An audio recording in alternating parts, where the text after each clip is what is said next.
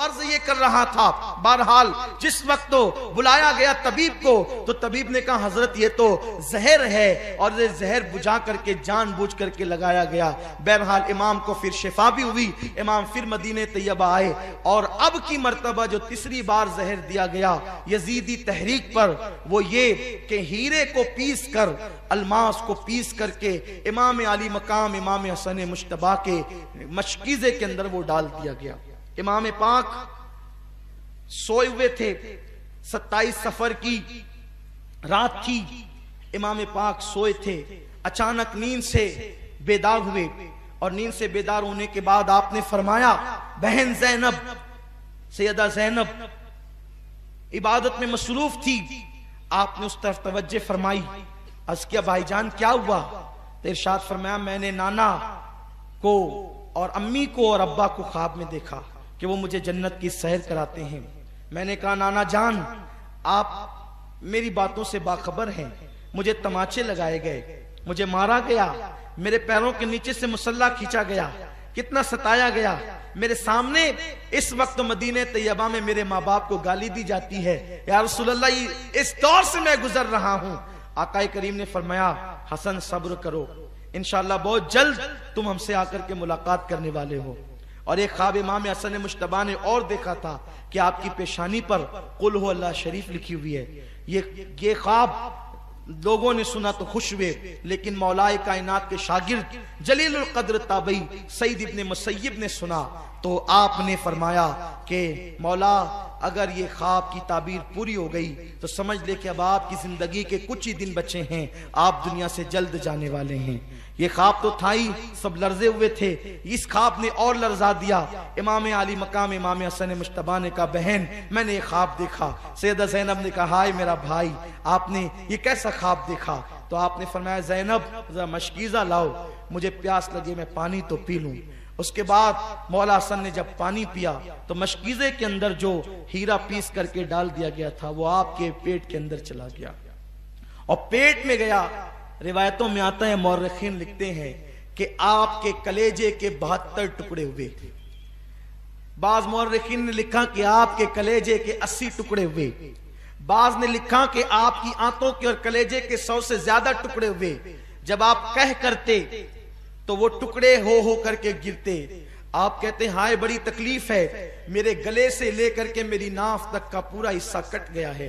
सोचिए जरा, ये हीरा क्या होता है, उसको कांच पे आप चलाएं तो कांच कट जाती है, तो हीरे की कनी इस अंदाज के साथ। यजीद सिर्फ कातिले हुसैन नहीं है, यजीद कातिले हसन मुश्तबा भी है। इस पर तो सब इत्तेफाक करते हैं कि ये साजिश यजीद की थी, लेकिन जहर दिया किसने, इस पर तारीख खामोश है। उस्ताद ज़मान हजरत मौलाना हसन बरेलवी रहमतुल्लाह ताला अलैह ने एक औरत का नाम लिखा है, लेकिन जो है वो अल्लामा मुफ्ती जलालुद्दीन साहब उस पर सकूत करने का हुक्म देते हैं, सदुल्लाह फाजिल उस पर खामोशी का हुक्म देते हैं। मौरखीन इसमें इतने उलझे हुए हैं कि कोई वाज़ेह मौक़िफ़ पेश नहीं किया जाता, लेकिन जो पढ़े लिखे लोग हैं, समझदार लोग हैं, उनके लिए बस मैं एक बात पेश करता हूं, उनको समझ में आएगा कि जहर देने वाला कौन है। जिस वक्त टुकड़े हो करके गिरने लगे तो आपने फरमाया कि हुसैन को बुलाओ ताकि कुछ नसीहतें कर दूं, अब मैं नहीं रह पाऊंगा, इसलिए कि टुकड़े गिरते हैं। मौला हुसैन तशरीफ लाए और ये हालत देखी तो गले मिल करके खूब रोए। फरमाया भैया बताना आपको जहर किसने दिया, इसलिए कि सैयदुस साबिरीन का नवासा है।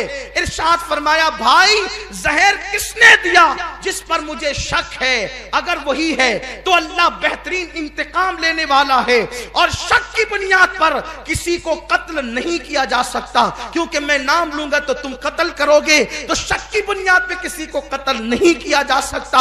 इसलिए मैं अल्लाह बेहतरीन मुंतकीम है, इंतकाम लेने वाला, तो इसको अल्लाह पर छोड़ता हूं। जब इमाम हसन ने इमाम हुसैन को नहीं बताया कि कातिल कौन है, तो हतमी तौर पर किसी के बारे में यह फैसला कर देना कि फुला कातिल है या फुलानी कातिल है, मैं समझता हूं कि यह ज्यादा मुनासिब नजर नहीं आता। बहरहाल इमाम पाक जब ये हालत में सुबह हुई और लोग जमा होने लगे, तो उस वक्त इमाम हसन ने कहा हुसैन मेरा चेहरा कैसा नजर आ रहा है। तो इमाम पाक ने रोते हुए कहा भैया आपका चेहरा हरा हो गया। तो कहा मुस्कुराकर, उस तकलीफ में मुस्कुराया है हसन जिस तकलीफ में लोग सारी खुशियां लोगों की छिन जाती है। हसन मुश्तबा ने जब सुना कि मेरा चेहरा हरा हो गया, फरमाया हुसैन याद है नाना की हदीस मेराज मुकम्मल हो रही है। तो लोगों ने कहा ये हदीस मेराज क्या है? तो तब फरमाया कि जब हमारे नाना मेराज पर गए थे, जब हमारी पैदाइश भी नहीं हुई थी, तो नाना मेराज पे जन्नत की सैर कर रहे थे, तो जन्नत में दो महल देखे, एक हरा था एक लाल था। तो उस वक्त रिजवान जन्नत ने कहा कि या रसूल अल्लाह, ये जाते जाते अपने शहजादों के महल भी देख जाएं जिनसे पूरी जन्नत का हुस्न दुबाला होता है। तो आकाए करीम ने फरमाया ये हरा किसका है और ये लाल किसका है?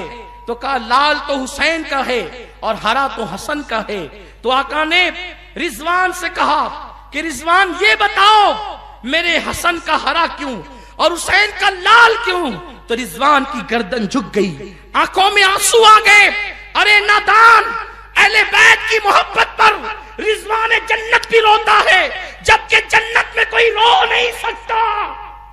जन्नत वो है जहां रोया नहीं जाता, लेकिन ये शहादत हसनैन है, इसे जब जब भी याद किया जाता है तो अल्लाह अकबर, रिजवान जन्नत का खाजिन भी रोता हुआ नजर आता है। गर्दन झुक गई, हिम्मत न हुई अर्ज करने की। जिब्रील आए, अर्ज की हुजूर इसमें हिम्मत नहीं है ये अर्ज करे।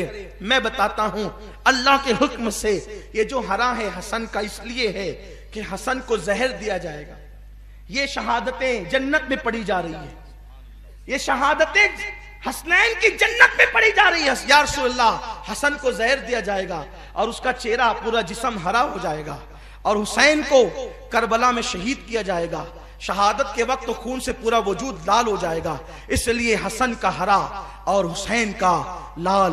तो देखा नाना की ये हदीस से मेराज पूरी हो रही है। उसके बाद मौला हसन ने लोगों से कहा अब आप लोग जाएं, मेरे घर वाले रहें। उस वक्त मौला हसन के 3 या 4 बेटे थे।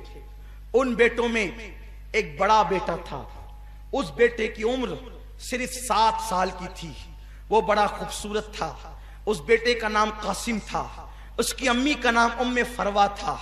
उम्मे फरवा कासिम के सर पे हाथ फेरती और अपने शौहर को देखती, गोया कि उम्मे फरवा के सामने अपनी बेवगी घूम रही थी। हाय बेवगी, हाय बेकसी, हाय बेबसी, लेकिन जबान से कुछ कह न सकती थी। जब सब लोग रुखसत हुए, हत्ता के अल्लाह अकबर अब कोई न बचा, तो मौला हसन ने अपने बाजू पे बंधा हुआ तावीज खोलने का हुक्म उम्मे फरवा को दिया। उम्मे फरवा ने वो तावीज खोला और वो तावीज खोल करके इमाम हसन ने कहा कि मेरे बेटे कासिम को मेरे पास लाओ, और अपने हाथों से कासिम के बाजू पे वो तावीज बांध दिया। बेटे कासिम, एक वक्त आएगा जब तू शदीद मुसीबत में गिरफ्तार हो जाएगा, उस वक्त ये तावीज खोल करके देख लेना। उसके बाद मौला हुसैन को बुला करके फिर वसीयत की, हुसैन सब्र से काम लेना। मेरी तमन्ना है कि जिस वक्त मेरा जनाजा उठे मुझे नाना के कदमों में दफन कर देना। मैं नाना के कदमों में दफन होना चाहता हूं, लेकिन जाकर उम्मुल मोमिनीन पहले हजरत आयशा से इजाजत लेना, क्योंकि ये उनका हुजरा है। और इमाम अली मकाम 28 सफर को, एक रिवायत के मुताबिक 29 सफर को, और एक रिवायत के मुताबिक 5 रबीउल अव्वल को इमाम अर्श मकाम इमाम हसन मुश्तबा शहीद हो गए। इस तरह से कि आपका पूरा जिस्म हरा हो चुका था और अंदर की आंतों के टुकड़े कै में बाहर गिरे हुए थे। इमाम अली मकाम इमाम हसन मुश्तबा की शहादत हुई। आपको तजहीज और तकफीन के बाद जब जनाजा उठाया गया, जनाजा उठाने से पहले इमाम हसन हजरत आयशा सिद्दीका के पास गए, तो वो दुपट्टे को चेहरे पे रखकर अपने घर में अकेले बैठी रो रही थी। इमाम हुसैन ने कहा, अम्मी जान क्यों रोती है? कहा, हाय मेरे नबी का वो लाडला उठा जिसको मैंने नबी ये पाक की बारगाह में इस अंदाज से देखा था कि उसने अपने पैर नबी के पैर पे रखे थे और हुजूर ने उसको 2 हाथों से यूं पकड़ा हुआ था और कहा था, हसन चढ़ो, हसन चढ़ो, हसन चढ़ो।